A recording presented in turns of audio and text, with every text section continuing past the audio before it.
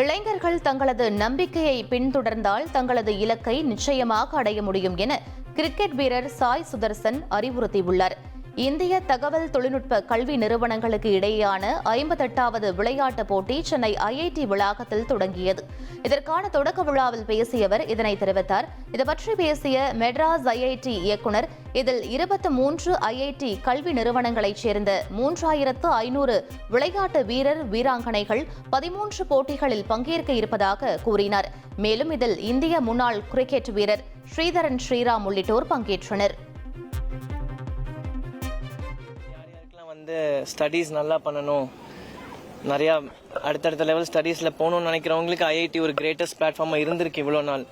I feel if sports பீப்புளுக்கும் அது பண்ணணும். அப்போ IIT இந்த மாதிரி ஒரு ஆப்பர்ச்சுனிட்டி கிரியேட் பண்ணுதுன்னா nothing like it is a great platform for whoever wants to get elevated.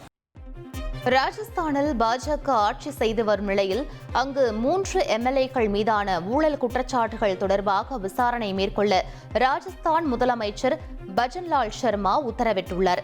பாஜக MLA ரேவந்த் ராம் சர்மா, காங்கிரஸ் MLA அனிதா ஜாதவ், சுயேட்சை MLA ரித்து பனாவத் ஆகியோர் தங்கள் தொகுதிகளில் வளர்ச்சிப் பணிகள் மேற்கொள்வதற்காக கமிஷன் பெற்றதாக தேசிய நாளிதழ் ஒன்றில் செய்தி வெளியாகியிருந்தது.